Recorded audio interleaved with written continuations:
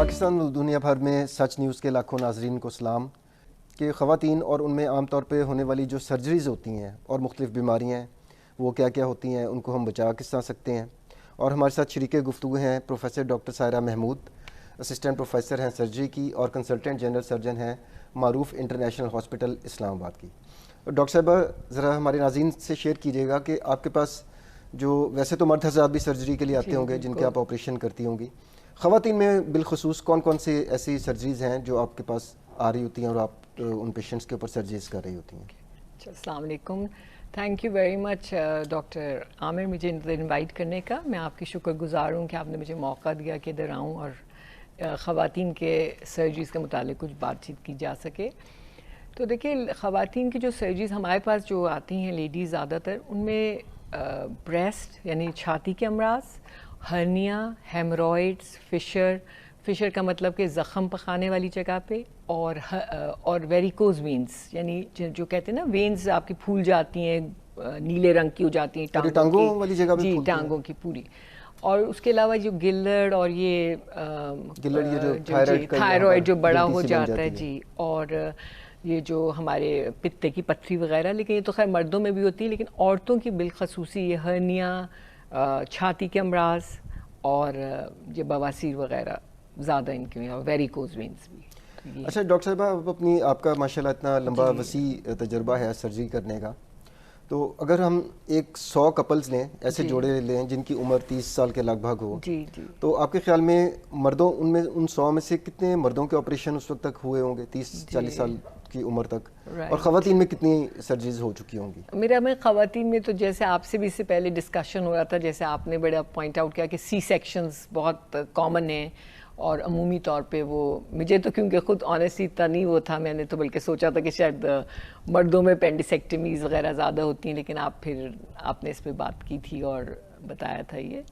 जी। तो इसका मतलब है कि ख़वातीन में कुदरती तौर पर प्रेगनेंसी की वजह से सी सेक्शन का जो तनासुब है वो मर्दों की निस्बत बहुत ज़्यादा है। आमतौर पे देखने में आया डॉक्टर साहब कि 30-40 साल की उम्र तक ज़्यादातर मर्दों में हार्डली कोई 1-2% होते हैं जिनमें कभी कोई ऑपरेशन हुआ हो, लेकिन उस एज तक बहुत कम चांसेस हैं कि मर्दों में ऑपरेशन हुआ हो। लेकिन चूँकि हमारे यहाँ पर नाज़रीन हमारा माशरा इस किस्म का है कि 22-23 साल की उम्र में लड़कियों की शादी हो जाती है, तो 30 साल की उम्र तक पहुँचने तक उनमें से अक्सर ख़वातीन की सी सेक्शन या सिजेरियन की सर्जरी हो चुकी होती है। अच्छा डॉक्टर साहब, आपने ब्रेस्ट कैंसर की बात की जी, तो ब्रेस्ट कैंसर पाकिस्तान में कितना कॉमन है? जी, ब्रेस्ट कैंसर देखिए दुनिया भर में हर 8वीं औरत जो है वो कहते हैं ब्रेस्ट कैंसर की शिकार है, और पाकिस्तान में और बड़े सगीर में बल्कि ये कि बाहर के मुकाबले में हमारे यहाँ यंगर लड़कियों में ब्रेस्ट कैंसर हो रहा है। मेरे कई मरीज़ इस तरह हैं जो कि एक एक्चुअली प्रेग्नेंट थे या फिर उनके बच्चे को दूध पिला रही थी, तो आप सोच भी नहीं सकते इतनी 22-23 साल की लड़की है उसमें हो सकता है। तो ये मतलब इट्स अ कॉमन डिज़ीज़ हमारे माशरे में भी और मुल्क दुनिया भर में भी। तो इसके लिए ये कि अब हम क्या कर सकते हैं, हम औरत होना तो नहीं छोड़ सकते क्योंकि वो तो हमारी एक कुदरत की तरफ से है, और ये 5% सिर्फ मर्दों में होता है, बेसिकली ये है ही औरतों की बीमारी ज़्यादा।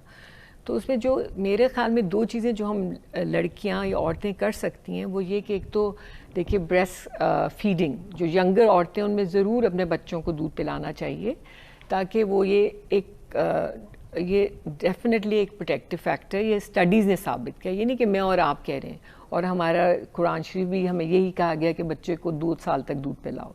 और दूसरी ये चीज़ है कि जो बड़ी उम्र की औरतें हैं जिनकी माहवारी ख़त्म हो चुकी है, वो अपने वेट को बढ़ने ना दें, मतलब ओबेसिटी की तरफ ना जाएं, मोटापे की तरफ ना जाएं, क्योंकि फिर वो एक रिस्क फैक्टर बन जाता है ब्रेस्ट कैंसर के लिए।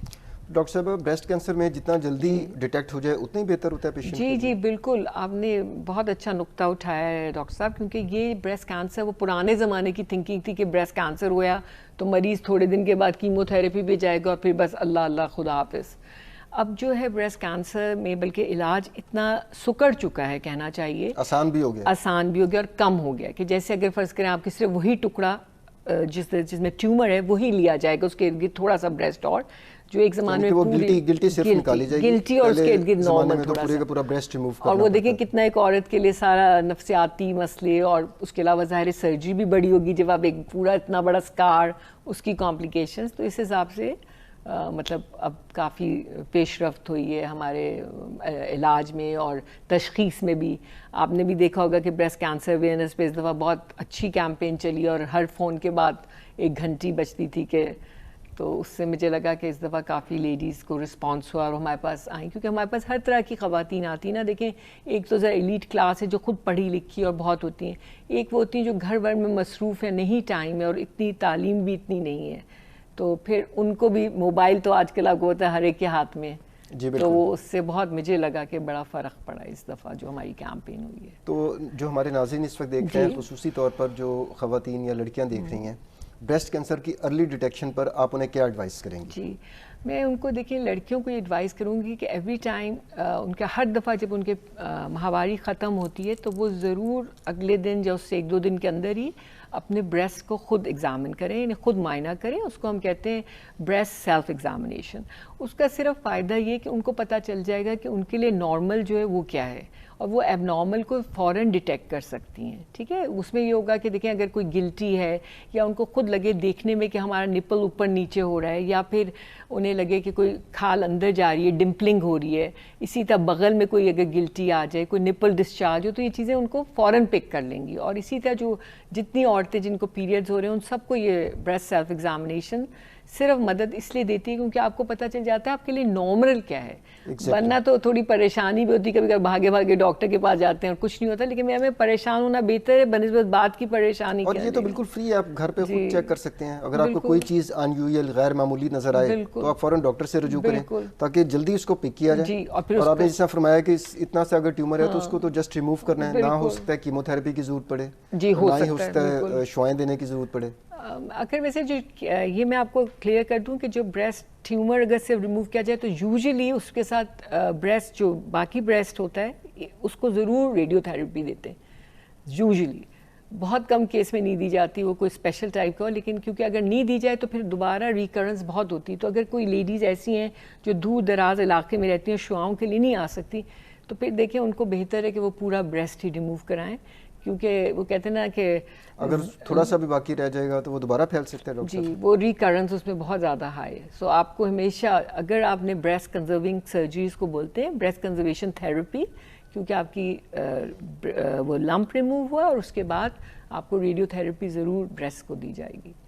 تو اچھا ڈاکٹر صاحب آپ نے ویٹ گین کی بات کی ان خواتین کے لیے جن میں ماہواری آنی بند ہو گئی ہے, لیکن میں اس سے پہلے والی سٹیج کے اوپر واپس جاتا ہوں کہ ایک نوجوان لڑکی 20-22 سال کی جو بھی یونیورسٹی سے پاس آؤٹ ہوئی ہے, اس کی شادی ہو گئی ہے, شی از ویری سلم اینڈ اسمارٹ, اس کا وزن شاید 50 اور 60 کے درمیان میں کہیں پر ہوگا, آئیڈیل باڈی ویٹ ہوگا. لیکن دیکھنے میں آیا کہ 5 سال بعد اسی لڑکی کو دیکھیں اور 2-3 اس کے ڈیلیوریز یا سی سیکشن ہو چکے ہوں گے اور اس کا ویٹ کا بریکٹ وہ ہو سکتا ہے 75-80 kg تک ٹچ کر رہا ہو. اس کی کیا وجوہات ہیں کہ یہ اتنی موٹی کیوں ہو جاتی ہے؟ بالکل آپ سے کیا اس کی دیکھیں سب سے بڑی تو وجہ یہ ہے میرے خیال میں کہ اپنے اویئرنیس نہیں ہے کہ بھئی ہمارا اگر وزن بڑھے گا تو کیا کچھ ہو سکتا ہے. اور دیکھیں ایک دفعہ آپ 35 سال ٹچ کر لیں تو آپ کا اینی وے میٹابولک ریٹ کم ہو جاتا ہے, تو آپ کو تو اس سے پہلے اس وقت تو اور مزید مشکل ہو جائے گا جو آپ نے اتنا وزن چڑھایا ہے. وہی جو ہمارے دیسی کھانے کبھی کبھار پریگننسی کے مطلب بچے کی پیدائش کے فوراً بعد جو شروع ہوتے ہیں اور کچھ زیادہ ہی شروع ہو جاتے ہیں, اور بہت سارے لوگ دیکھیں آج کل جو ہم ایون سرجری کے بعد مریض کو کہتے ہیں اٹھو اور چلو پھرو, تو آپ کو اس وقت تو ہمارے جو ماڈرن سائنس میں کوئی کانسیپٹ ہی نہیں ہے کہ بستر پہ بیٹھنے کا. تو اس میں یہی کہ بے شک آپ کا بچہ ہوا ہے تو اس کو اپنے آپ کو یہ نہ سمجھے میں بیمار ہو گئی ہوں, اپنی ایکسرسائز اپنے ویٹ کو رکھیں, کھائیں, ہیلدی ڈائٹ کھائیں, کیونکہ یہ ہوتا ہے ہمارے یہاں میں نے دیکھا ہے کہ ہم ہیلدی کے بجائے اوٹ پٹانگ چیزیں زیادہ کھاتے ہیں. اصل میں ڈاکٹر صاحبہ ہمارے جو خصوصاً جو دیہات ہیں وہاں پر تاثر یہ پایا جاتا ہے لوگوں میں, بڑے بوڑھوں میں, کہ جی پریگننسی کے دوران زیادہ سے زیادہ دیسی گھی اس طرح کی بڑی ثقیل قسم کی خوراک کھلائی جائے, اور خاتون کا موٹا ہونا جو ہوتا ہے وہ خوشحالی کی علامت کنسیڈر کیا جاتا ہے. تو یہ بھی لوگوں کو اب کریکٹ کرنے کی ضرورت ہے اس نظریے کو کہ آپ کا جسم وزن زیادہ ہونا جو ہے وہ صحت کی نشانی نہیں ہوتی. آپ کا نارمل وزن اور آپ فٹ ہوں, آپ کتنے فٹ ہیں, دیٹ از دا کرائٹیریا کہ جس کے اوپر آپ کی صحت کو جانا جاتا ہے. ابھی بلکہ ڈاکٹر صاحب جیسے آپ نے کہا وزن گین ہونے کا, اس میں مجھے ایک دم سے یہ خیال ہے کہ جو ہماری سرجیکل پرابلم میں ایک ہرنیا ہے, جو ناف کا ہرنیا اسپیشلی, وہ اسی لیے عورتوں میں ہی اس لیے اتنا کامن ہوتا ہے کہ ایک تو وہ بار بار پریگننٹ جلدی ہوتی ہیں تو ان کے مسلز ویک ہو جاتے ہیں, اور اس کے بعد وزن کم نہیں ہو پاتا, تو دیکھیں ہرنیا پھر اٹ سیلف جب اس میں سے آنت اگر باہر آ جائے تو وہ تو ایک میجر سرجری بن جاتی ہے. تو مطلب اس کے لیے بھی ضروری ہے کہ آپ جیسے آپ نے کہا کہ وزن عورتیں اپنا وزن کے اوپر دھیان رکھیں. اور بے شک جیسا گھر میں جیسے آپ سے بات ہو رہی تھی کہ دیکھیں ہم لوگ جم جاتے ہیں لیکن جو عورتیں جم نہیں جا سکتی تو جم میں کیا اس میں بھی تو ایک 4 فٹ کا ٹریڈ مل پہ ہی لوگ چہل قدمی کر رہے ہوتے ہیں. تو اپنے گھر میں لان نہیں ہے تو آپ بھی کرنی ہے اور آپ نے جم میں پیسے بھی دینے ہیں تو وہی آپ گھر پہ کر سکتے ہیں. کریں مطلب آپ کو صرف یہ کہ ارادہ کرنا پڑے گا. باقی کہتے نا یہ پہلا قدم اٹھاؤ تو منزل تو آئی جاتی ہے. تو اس میں آپ کو اور ویٹ لاس میں میرا خیال میں تھوڑا سا سلو اینڈ اسٹڈی رہنا چاہیے انسان کو. جیسے آپ نے سنا ہوگا بہت سارے لوگ بڑی ڈائٹ کرتے ہیں, کریش ڈائٹ کی, کچھ وزن کم ہوا پھر ختم. تو ایسا نہیں ہو سکتا. آپ نے اپنا لائف سٹائل جو ہے اس کو ہیلدی رکھنا ہے. اور یہ جو لڑکیاں ہیں اسپیشلی جب یہ پریگننٹ ہوتی ہیں ہمارے پاس بہت ساری دفعہ اس لیے آتی ہیں کیونکہ یہ جو میں نے آپ سے ابھی ذکر کیا تھا کہ بواسیر یا فشر کے ساتھ, کیونکہ قبض کافی پریگننسی میں ایک کامن سمٹم ہے. اور وہ ہوتا ہے اسی لیے کہ وہ ڈائٹ میں وہ نہیں ہے, فائبر نہیں ہے, پانی نہیں ہے, جو بیسک چیزیں اسپغول نہیں. مطلب ہم نے کانسٹیپیشن سے بچنا ہے, قبض سے بچنا ہے. تو شروع سے اگر آپ اپنی اس طرح رکھیں گی تو بعد کی مشکلات سے آپ بچ جائیں گے. تو یہ ہے. تو ڈاکٹر صاحب اب اس گفتگو سے جو اس میں نتیجہ میں اخذ کر رہا ہوں وہ یہ ہے کہ ریپیٹڈ پریگننسیز یعنی کہ ہر سال اگر خاتون پریگننٹ ہو رہی ہے اس سے اس کے مسلز ویک ہو جائیں گے. بالکل صحیح. اور ہر سال اگر وہ پریگننٹ ہو رہی ہے تو ظاہری بات ہے اس کا وزن بھی ہر سال بڑھے گا اور وہ دوبارہ بیک ٹو نارمل ہوتا نہیں ہے تو اگلی پریگننسی آ جاتی ہے. بالکل صحیح. تو اس میں پھر اسٹریٹجی یہ نہیں ہونی چاہیے کہ پراپر اس میں وقفہ ہونا چاہیے. بالکل بالکل آپ نے بالکل آئیڈیلی کتنا ہونا چاہیے؟ دیکھیں آئیڈیلی جیسا ہمارے قرآن شریف میں بھی 2 سے 3 سال تو ہونا ہی چاہیے. کیونکہ اس میں ایک عورت کے لیے بھی دیکھیں بچے کو آپ جب آپ اپنے لیے ٹائم ہوگا تو ہی تو آپ بچوں کی بھی اچھی پرورش ہو سکے گی. ورنہ یہ نہ ہو کہ بچے بھی بیچارے نگلیکٹ ہوں, آپ بھی اوپر نیچے پریشان ہوں. کیونکہ ماں کا تو ماں کی جو تربیت ہے وہی تو کہتے ہیں نا اصل تربیت ہے, گھر سے ہوتی ہے وہ. اس کا مطلب پیدائش میں وقفہ بہت ضروری ہے اور پریگننسی ہونے کے بعد دوبارہ نارمل ویٹ کرنا وہ بہت زیادہ امپورٹنٹ ہے. بجائے اس کے کہ آپ بہت زیادہ اس وقت بھی کھانا پینا دیتے رہیں کیونکہ اس وقت تو پریگننسی کے دوران تو بچے کی نیوٹریشن نیڈز ہوتی ہیں نا جس کی وجہ سے انرجی زیادہ چاہیے ہوتی ہے. لیکن بعد میں ڈیلیوری کے بعد تو اس طرح کی ضرورت نہیں ہوتی, تو نارمل ڈائٹ لینی چاہیے. جی اور بالکل جیسے آپ نے کہا کہ ایون پریگننسی میں بھی ایک ویٹ کا ہوتی ہے لمٹ کہ آپ اتنا ویٹ گین کریں. تو نہیں کہ آپ 30-40 کلوز کر لیں یا 30. کچھ لوگ جیسے آپ نے کہا کہ واقعی ایسی لڑکیاں کہ انبلیویبلی موٹی ہو جاتی ہیں کیونکہ اس میں وجہ یہی کہ اوٹ پٹانگ کھانا وغیرہ. ادروائز تو اگر آپ نارمل چیزیں کھائیں تو کہاں ہو سکتے ہیں آپ. اچھا ڈاکٹر صاحبہ اکثر دیکھنے میں آیا کہ ہماری خواتین جب حمل کے دوران ان کا پیریڈ چل رہا ہوتا ہے 9 منتھس کا تو اس دوران ان کو قبض یا کانسٹیپیشن بھی ہو جاتی ہے.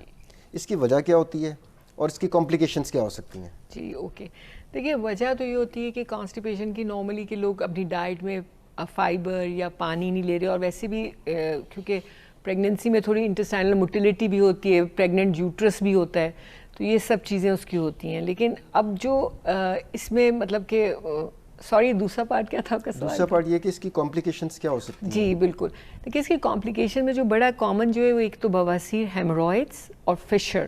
فشر کا مطلب ہوتا ہے کہ زخم ہو جائے یعنی کہ پخانے کے راستے خون آنا جو ہے. اور دیکھیے پخانے کے راستے جب خون آئے تو اس میں جو لیڈیز کو یہ ضرور کہوں گی کہ اکثر لوگ بڑا اس کو لائٹلی لیتے ہیں, حکیم کی دوا لے لی, یہ لے لی. اور خاص طور پہ پریگننسی میں کیونکہ ہر ایک کو پتہ ہوتا ہے کہ constipation is part of pregnancy, تو وہ کبھی کبھار اتنا لائٹ لے لیتے ہیں کہ وہ ڈاکٹر اگر کسی گائنی والے کے پاس جاتے ہیں کیونکہ یہ اکثر کانسٹیپیشن جو ہوتا ہے وہ سرجریکل فیلڈ میں آتا ہے. تو گائنی والے اگر ہمارے پاس کنسلٹنٹ بھیجتا بھی ہے تو بہت ساری دفعہ مریض نہیں آتے کیونکہ گھر بھر میں کہا ہوتا ہے کہ بھائی یہ تو ہے. تو میں آپ کو اپنے پرسنل ایکسپیرینس سے بتاتی ہوں کہ ایک دفعہ اسی طرح it was not fault of my gynae colleagues, ان بیچارے نے میرے پاس بھیجا, وہ مریض نہیں آئی. جب وہ سی سیکشن کے لیے ایڈمٹ ہوئی تو انہوں نے مجھے کہا کہ آپ آ کے ڈاکٹر ساحرہ اس کا ایگزامینیشن اب کر لیں. تو پورا تھرو آؤٹ پریگننسی کانسٹیپیشن کچھ زیادہ رہی ہے اس عورت کو.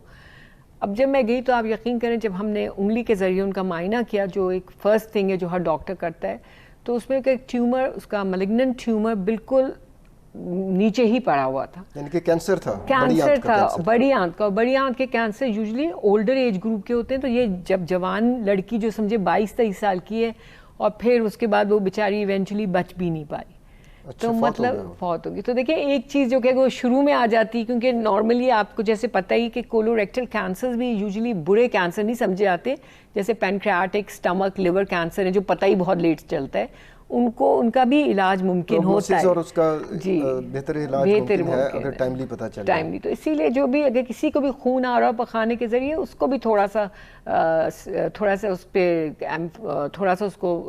غور کرنا چاہیے. نظر اس سے کہ پریگنینسی چل رہی ہے یا نہیں چل رہی ہے. جی اگر ناظرین خواتین میں کانسٹیپیشن ہو, قبض ہو یا خون آ رہا ہو تو اس وقت فوراً کسی سرجن سے معائنہ ضرور کروا لینا چاہیے. اچھا ڈاکٹر صاحبہ, یہ جو آپ نے ابھی کچھ دیر پہلے ذکر کیا تھا کہ اگر بڑے تواتر سے پریگنینسیز ہوتی رہیں بالکل تو یہ جو پیٹ کے مسلز ہیں یہ ویک ہو جاتے ہیں جی, اور اس ویکنیس کی وجہ سے پھر ہرنیا ہوتا ہے. بالکل یہ ہمارے ناظرین کو ذرا ایجوکیٹ کیجیے, ہرنیا ہوتا کیا ہے؟ جی دیکھیں, ہرنیا لفظ بہت کامن ہے لیکن لوگوں کو پتہ نہیں ہوتا. جی بالکل. ہرنیا نارملی یہ کہ دیکھیں جیسے ہمارا جسم کو سمجھے ایک کمرے کی طرح ہے اور اس میں کوئی کھڑکیاں وڑکیاں اس طرح نہیں ہیں, لیکن جو ہماری یہ امبلائکل کارڈ ہے, جو ہماری ناف ہے جس سے بچہ ماں کے پیٹ میں اٹیچ ہوتا ہے پلیسنٹا سے, وہ ایک رستہ سا ہے, وہ نارملی بند ہو جاتا ہے. لیکن جب جن لیڈیز کے بار بار پریگننسی ہو رہی ہے, بار بار وزن بڑھ رہا ہے, پھر وہ کم ہو رہا ہے, پھر مسل اسٹریچ ہو رہی ہیں, ویکنس ہو رہی ہے, ان کے یہ ہوتا ہے کہ وہ سمجھے ایک کھڑکی سی کھل جاتی ہے اور وہ کھل گئی ہے, وہ بند نہیں ہو سکتی. اب جب وہ کھل گئی تو کیا ہوگا, جو پیٹ کے اندر چیزیں ہیں جس میں ہماری آنتیں ہیں اور ہمارے ایک جھلی ہے جس کو ہم مومنٹم بولتے ہیں, وہ ان میں سے کوئی نہ کوئی چیز اس میں باہر آتی ہے. اور یوزلی جب مریض ہمارے پاس آتے ہیں تو کہتے ہیں ہم ایک سویلنگ ہے, جو ہم لیٹتے ہیں تو غائب ہو جاتی ہے. لیکن پھر ایونچولی یہ ہوتا ہے کہ کبھی کبھی اس میں آ کے چیزیں پھنس بھی سکتی ہیں. تو آنت باہر نکلی, وہ پھنس گئی. اب کیا ہوگا کہ پیشنٹ کو جیسے پہلے کبھی کبھار درد ہو رہا تھا, اب زیادہ درد ہونا شروع ہو جائے گا.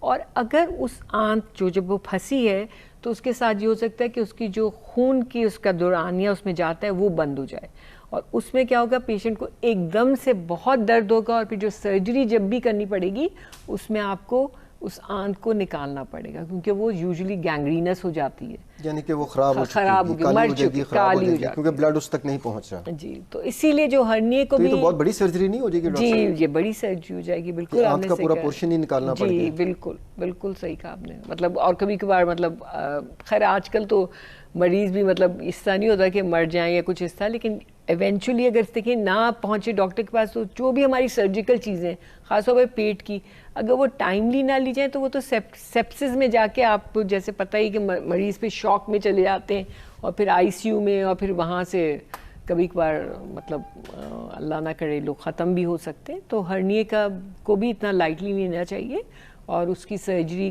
جب مطلب ڈاکٹر سے مشورہ کر لیں. کبھی بار اگر بالکل سوراخ چھوٹا ہو تو ڈاکٹر بھی کہتے ہیں نہیں آپ ویٹ کر لیں, بس آپ وزن نہ اٹھائیں, قبض نہ ہونے دیں, کھانسی نہ ہونے دیں, اس طرح کی چیزیں.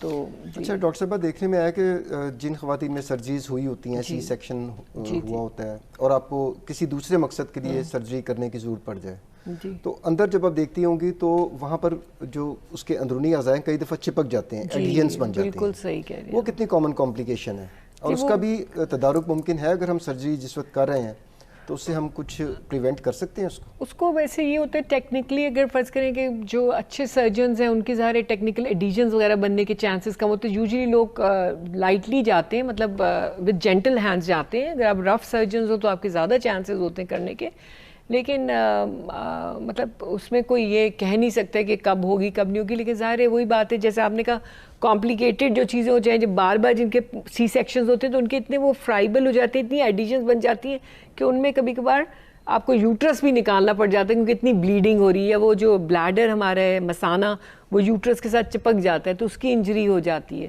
تو یہ سب چیزیں جو آپ نے بہت کہا کہ قریب اگر پریگننسیز ہوں, اگر دیکھیں ایک پریگننسی سی سیکشن ہوا 2-3 سال ہو گئے, اب اگر ایڈیشنز بنی بھی تھی تو وہ سیٹل ہو گئیں, لیکن اگر جلدی ہو رہی ہیں تو پھر وہ چیزیں فرائبل ہوتی جاتی ہیں. مطلب جو ٹیشو ہے وہ اپنی پرانی ساخت پہ نہیں آ پاتا, وہ بس ایک گڑبڑ سی چیز بن جاتی ہے. جی اچھا ڈاکٹر صاحب, کون سی ایسی سچویشنز ہیں جس میں اووریز جسے ہم بیضہ دانی کہتے ہیں یا یوٹرس جسے ہم بچہ دانی کہتے ہیں, اس کو نکالنے کی ضرورت پیش آ سکتی ہے؟ دیکھیے اس میں جو ان میں کئی صورتیں جو ہیں, ان میں ایک تو سب سے تو ہے کہ کینسر ہے یا فائبرائڈز ہیں. فائبرائڈ میں یہ ہوتا ہے کہ پیشنٹ جو ہمارے پاس جب پریزنٹ کرتا ہے تو وہ ہمارے پاس تو کم, گائنی والوں کے پاس زیادہ, لیکن وہ بلیڈنگ کے ساتھ ہو رہا تھا کہ اتنی زیادہ ہیوی بلیڈنگ ہو رہی ہوتی کہ اس سے انیمیا کی طرف عورتیں جو ہوتی ہیں ان کو مطلب کام کرنے میں ویکنس, کام کرنے میں مشکل پیش آتی ہے, تھک جاتی ہیں, سانس پھولنے لگتا ہے. تو اس طرح کی چیزوں کے ساتھ، اور پھر وہ بھی خطرناک ہو سکتا ہے، تو اس میں یہ نکالنے کا زیادہ ضرورت پیش آتی ہے. اچھا، ابھی آپ نے ڈاکٹر صاحبہ انیمیا کا ذکر یا خون کی کمی کا ذکر ڈاکٹر صاحبہ نے کیا. تو ہمارے خواتین جب پریگننٹ ہوتی ہیں اس دوران وہ سپلیمنٹس بھی لے رہی ہوتی ہیں، لیکن اس کے باوجود دیکھنے میں آیا کہ کافی زیادہ انیمیا کے کیسز یہاں پر دیکھنے میں آئے. بالکل آپ نے صحیح تو اس بارے میں آپ کیا خواتین کو کیا ایڈوائس کریں گی؟ جی میں تو یہی ایڈوائس کروں گی، کمی کو کس طرح وہ کنٹرول کر سکتی ہیں؟ خون کی کمی کو اس طرح کر سکتی ہے کہ اپنی غذا میں گوشت اور یہ چیزیں بھی رکھیں، چکن، اور ایون جو ہمارے نان پروٹین سورسز ہیں، جس طرح پھل ہو گئے، جو بھی آپ کے وائٹامن سی تو خیر وہ دوسری چیز میں آ جاتی ہے، لیکن پھر بھی مطلب اپنی غذا کے اوپر توجہ دیجیے. اور سپلیمنٹس جو اکثر آپ نے جیسے کہا کھاتی ہیں، وہ نہیں کھاتی نارملی. دیکھیں یہ ہوتے ہیں پرہیز کرتی ہیں یا نہیں، وہ انڈرسٹینڈ نہیں کرتی کہ بعد میں کتنی گڑبڑ ہو سکتی ہے. جس طرح ابھی ہم نے فائبرائڈز اس کی بات کی، یا بلیڈنگ ہو رہی ہے، ہیمرائڈز ہیں، بلیڈنگ ہو رہی ہے، تو آپ جا کے علاج کروائیں اس کا مکمل، تاکہ آپ اس سے آپ نجات حاصل کریں اور آگے آپ سموتھلی زندگی گزار سکیں. اچھا ڈاکٹر صاحبہ، شروع میں آپ نے پتے کی پتھری کا بھی ذکر کیا کہ وہ مرد اور عورت دونوں میں برابر ہی ہے، تو اس میں کیا طریقہ ہے، مطلب کیا اس کا علاج کا طریقہ کار کیا ہوتا ہے؟ عورتوں میں زیادہ ہوتی ہے، لیکن وہ یوزلی ہوتا ہے کہ وہ تو لیپروسکوپک، جس طرح جو ہم ایک کیمرے کے تھرو کرتے ہیں اس کو لیپروسکوپک کولیسسٹیکٹمی کہتے ہیں. تو وہ بیسکلی وہ اگین میں آپ کو تصحیح کر دوں کہ عورتوں میں زیادہ پتے میں پتھریاں ہوتی ہیں مردوں کے مقابلے میں. عورتوں میں زیادہ انسیڈنس؟ عورتوں میں زیادہ انسیڈنس ہے. مردوں کا مشہور ہے کہ کسی کے پتے میں پتھری ہو تو وہ پتا بہت ہی خراب ہوگا، کیونکہ ان میں نارملی اتنا کامن نہیں ہے. ویمن میں زیادہ کامن ہے. تو خواتین میں کیوں زیادہ پتے؟ اس لیے وہی اگین وہ ہمارے ایک ہم لوگ کہتے ہیں کہ فیمیل فرٹائل 40 فیٹ، کیونکہ یہ خواتین میں یہ سب چیزیں ہوتی ہیں. وہ یعنی کہ کولیسٹرول نمبر 1 خاتون ہونا، فرٹائل مین کے بچے ہوتے، وہی بار بار وہی جو آپ نے کہا، بار بار بچے پیدا ہوئے، پھر وہ موٹے ہوتے گئے تو کولیسٹرول لیول بڑھتی گئی، کہ ویٹ گین. تو یہ سارے فیکٹرز جو ہیں، عوامل جو ہیں، وہ پتے کی پتھری بننے میں مددگار ثابت ہو رہے ہیں. اور آن ٹاپ آف دیٹ وہ جو ہمارے کانسیپٹ ہے در کی جی طاقت والی خوراک کھلائی جائے، جس میں وزن بڑھنا ضروری ہے، جس کے لیے اس سے پتے کی پتھری کا چانس بھی زیادہ ہو جاتا ہے. تو ڈاکٹر صاحب آج کل کیا اس کو یہاں سے کٹ نکال کر پورا پتا نکال دیتے ہیں، کیا کرتے کیا اس میں؟ اچھا، اس میں یہ کرتے ہیں کہ ہم آج کل لیپروسکوپک جو کیمرے کا آپریشن ہے وہ کیا جاتا ہے، جس میں آپ کو صرف ایک آپ کی جو ناف ہے اس پہ ایک کٹ لگایا جاتا ہے اور ایک کٹ آپ کے اوپر لگایا جاتا ہے. 2 چھوٹے، یہ لٹرلی جو 2 کٹ تو بالکل سمجھیے آپ پینسل کی نوک کے برابر ہوتے ہیں، 2 تھوڑے سے اتنے بڑے ہوتے ہیں. اور ان کا جو بیوٹی یہ ہے کہ پیشنٹ اسی رات شام کو آرام سے بیٹھا ہوتا ہے، چل پھر رہا ہوتا ہے. یعنی کہ جس دن آپریشن ہوا شام کو بالکل نارمل ہو بالکل. بلکہ بہت سارے سینٹرز میں تو کہتے ہیں شام کو آپ گھر بھیج دیں، صبح آپریشن کریں گھر بھیج دیں. یہ ڈے کیئر انٹرنیشنل تو جی یہ ڈے کیئر سرجری کی طرف ہی ہے یہ کولیسسٹیکٹمی. اس میں ریکوری بھی بڑی فاسٹ ہوتی ہے. ریکوری فاسٹ ہوتی ہے. وہ جو ہمارے انسیجن ریلیٹڈ کمپلیکیشن بھی ہوتی ہیں، مطلب جو چیرے کی وجہ سے جیسے پھر وہ ہرنیا بن سکتا ہے یا زخم میں انفیکشن ہو سکتے ہیں، تو اس میں یہ چیزیں کم ہوتی ہیں اور مریض ماشاءاللہ اپنے گھر واپس جلدی جا سکتا ہے، کام پہ جلدی جا سکتا ہے. تو اس کے سارے یہ پازیٹیو فیکٹرز ہیں. اچھا ڈاکٹر صاحبہ، بینگ اے سرجن آپ ایگری کریں گی کہ ویسے تو ہماری سوسائٹی میں جو ہماری خواتین کا لباس ہوتا ہے اس میں یہ پیٹ والا ایریا ایکسپوز نہیں ہو رہا ہوتا کمپیئر ٹو ویسٹرن سوسائٹیز، وہاں پر تو بہت کامن یہ چیزیں نظر آ رہی ہوتی ہیں. لیکن اس کے باوجود ایک خاتون جس کی سرجری ہوئی ہو اور نشان پڑ جائے تو وہ سکار جو ہوتا ہے وہ بڑا ڈسفگرنگ اور بڑا بدصورت لگ رہا ہوتا ہے. اور اس کے علاوہ وہ کبھی کبھار سکار جو ہوتا ہے، اس میں سکار میں جیسا بھی میں نے کہا، کچھ لوگ کے سکار خود ہی ان کی ایسی جسم میں یہ ہوتا ہے کہ سکار موٹے ہو جاتے ہیں، جن کو ہم کیلوئڈ کہتے ہیں یا ہائپرٹروفک، تو وہ الگ ایک مصیبت ہے. تو آپریشن کرتے وقت ڈاکٹر صاحبہ کوئی اس طرح کی احتیاطی تدابیر اختیار کی جا سکتی ہیں کہ کم سے کم نشان پڑے؟ جی بالکل. وہ جو اچھے سرجن ہیں وہ سب جب بھی انسیجن لگاتے ہیں وہ نارملی ہماری جو جسم کے اپنی ایک لائنز ہوتی ہیں اس کے پیرلل لگاتے ہیں تاکہ اس کو کراس نہ کریں. مطلب کچھ چیزیں ہوتی ہیں جو ہم کرتے ہیں، اور اسی طرح آپ ٹیشوز کو آپ نے جینٹلی کرنا ہے. جیسے دیکھیں ہم کہتے ہیں بچوں کو نرمی سے سکھاؤ، نرمی سے سمجھاؤ، ان کو زیادہ سمجھ آئے گا. اس لیے جتنا سرجن کا ہاتھ نرم ہوتا ہے، جتنے اس کے اسسٹنٹ، اسی لیے آپ دیکھیں سرجری میں نارملی کہتے ہیں ٹیم ورک ہے کہ سرجن کے ہاتھ خواتین والے ہونے چاہیے کہ وہ بڑے نازک مزاجی سے، بڑے پیار سے ٹیشوز کو ہینڈل کریں تاکہ کمپلیکیشنز کوئی نہ ہو، کم سے کم ہو، رف ہینڈلنگ نہ ہو ٹیشو میں، تو اس سے ہم بچ سکتے ہیں سرجن کے. اب میجر سرجریز تو ہم نے دیکھے ہیں ڈاکٹر صاحب، اب تک ہم نے ہرنیا ڈسکس کر لیا، ہم نے ویٹ گین کو ڈسکس کیا، کیا طریقے ہیں ان کے اوپر عمل کر کے آپ ایک نارمل ویٹ مینٹین کر سکتے ہیں.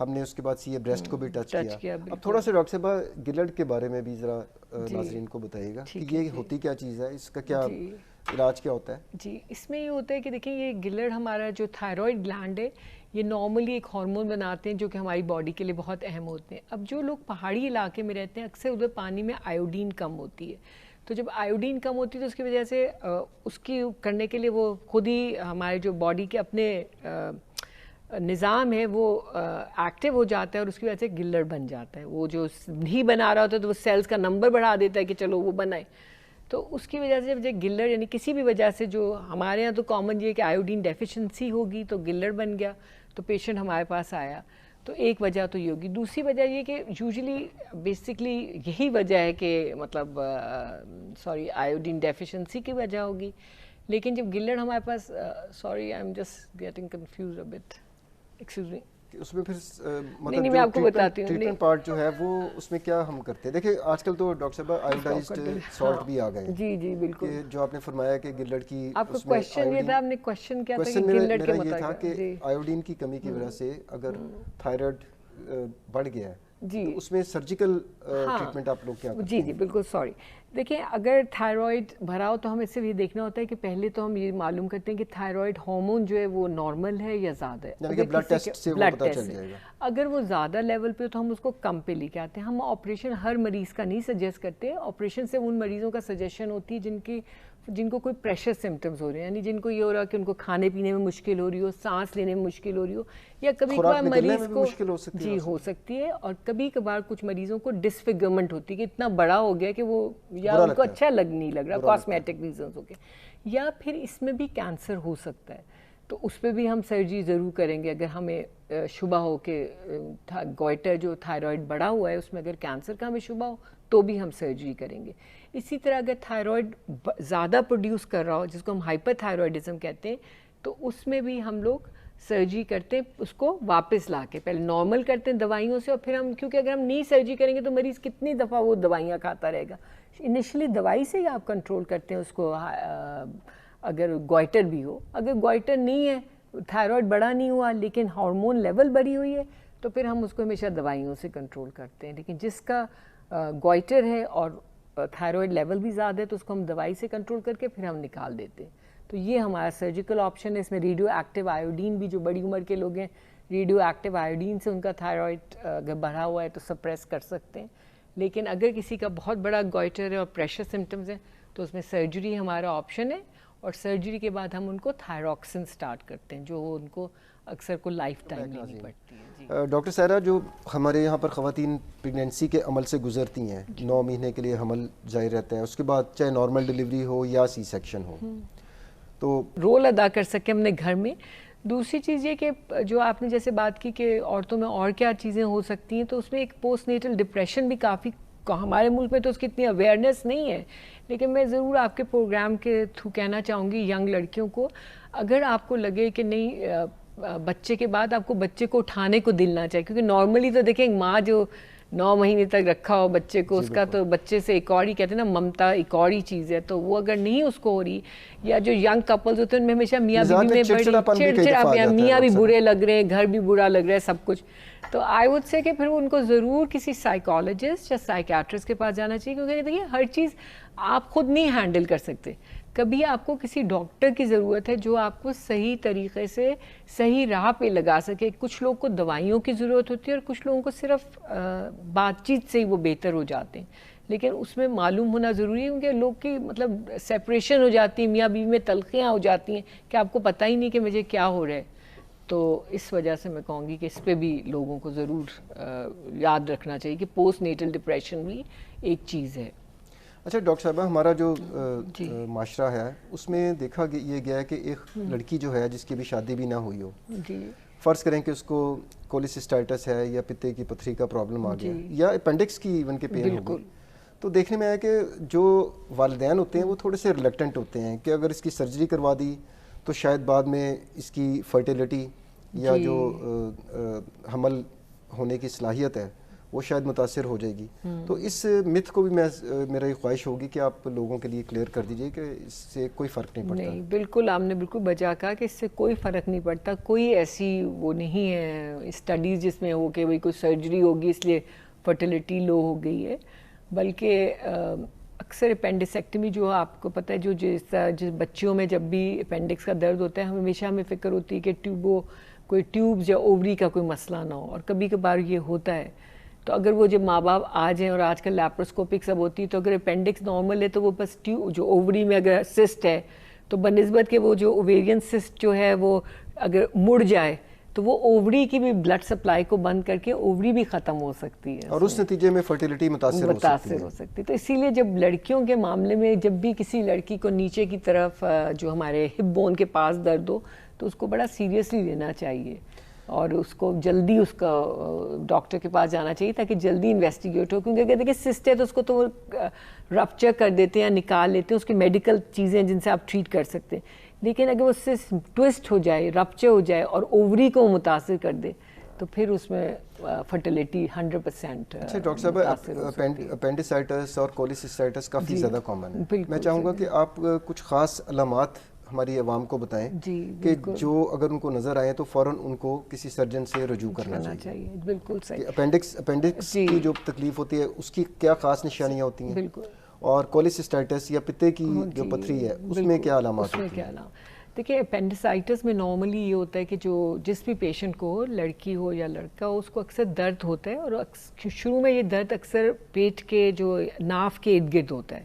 پھر تھوڑی دیر بعد یہ ناف کے بجائے یہ رائٹ سائڈ پہ لوور ایبڈمن میں, اور یہ دوائی وغیرہ کھانے سے ٹھیک نہیں ہوتا جو یوزلی دوائیوں سے جو اپینڈیسائٹس کی پوری فارم میں جاتا ہے وہ یوزلی دوائی سے وقتی اگر تھوڑا سا بھی آرام آ جائے لیکن کنٹینیوس ہی ہوتا ہے. ٹھیک ہے, اور پھر اس کے ساتھ 100% یہ ہوتا ہے کہ یوزلی لوگوں کو متلی سی محسوس ہوتی ہے, الٹیاں شروع ہو جاتی ہیں. ٹھیک ہے, اگر کسی کو متلی الٹی نہیں ہے تو ہو سکتا ہے اس کو نہ ہو. یوزلی یہ ہوتا ہے متلی الٹی ہو جاتی ہے, پھر چلنے پھرنے میں بھی درد ہوتا ہے, کھانسیں تو بھی درد ہوتا ہے, اور پھر جب آپ کو دبائے گا اس طرف تو بہت زیادہ درد ہوتا ہے, پھر بخار بھی ہو سکتا ہے اس میں. تو اس طرح کی جب بھی کسی کو علامت ہو, کیونکہ اکثر اس کو آپ کنفیوز کرتے ہیں پیٹ خراب ہونے سے, جسے ہم گیسٹرونٹرائٹس کہتے ہیں. تو لیکن اس اپینڈیسائٹس کو اگر وقت پہ بر وقت نہ کیا جائے تو آپ کو پتہ ہے اپینڈکس پھٹ سکتی ہے, اور اس صورتحال میں ایک انفیکشن جو نیچے کی طرف ایک طرف کونے میں ہے وہ پورے جسم میں پھیل سکتا ہے. تو اسی لیے اس کے لیے بھی ہمیں بر وقت جانا چاہیے. اور جو یہ کولیسسٹائٹس آپ نے بات کی یا پتے کی پتھری کی, اس میں لوگوں کو میں نے دیکھا ہے کبھی کبھار سال وہ یہ معدے کی دوائیاں کھاتے رہتے ہیں, کیونکہ ان کو جو جاتے ہیں معدے میں جلن یا ان کو لگتا ہے ہمارا ہاضمہ درست نہیں ہے. تو اس میں اگر آپ الٹرا ساؤنڈ کرا لیں کو دور کرنے والی دوائیاں کھانا شروع کر دیتے ہیں. اور کافی دفعہ یہ ہوا ہے کہ ان کو ایکچولی پتے میں پتھریاں ہوتی ہیں, اور وہ اچھا کولیسسٹائٹس کی صورت میں پتے جو رائٹ سائڈ پہ جو ہماری ربز ہیں یعنی ہماری پسلیوں کے نیچے جی دائیں طرف بڑا شدید درد, اگر کولیسسٹائٹس ہو جائے جو ایکیوٹ فارم میں ہو تو بڑا شدید درد شروع ہو جائے گا, اور اسی طرح مریض کو الٹیاں بھی ہو سکتی ہیں, اور درد کسی چیز سے کم نہیں ہوگا. ورنہ نارملی جن لوگوں کو پتے میں پتھری ہوتی ہے ان کا نارمل کورس یہ آتا ہے کہ ان کو درد ہوتا ہے, وہ تھوڑی دیر بعد maybe half an hour minutes کے بعد سیٹل ہو جاتا ہے, پھر ہو سکتا ہے 1-2 ہفتے بعد دوبارہ ہو جائے. لیکن جب یہ کولیسسٹائٹس یا ایکیوٹ کولیسسٹائٹس بن جاتا ہے تو یہ درد سیٹل نہیں ہوتا. اس میں بھی پھر الٹیاں شروع ہو جائیں گی, اور مریض کا کھانے پینے کو دل نہیں چاہے گا, بھاری دل ہو جائے گا. تو اس صورت میں بھی آپ کو ڈاکٹر کے پاس جانا ضروری ہے, کیونکہ پھر ہم ان کو آئی وی اینٹی بایوٹکس لگاتے ہیں, یا ان کو کچھ صورتوں میں ہم سرجری کی طرف جاتے ہیں, تو ان کو بھی فوراً دیکھنا ہوتا ہے ان دونوں چیزوں کو.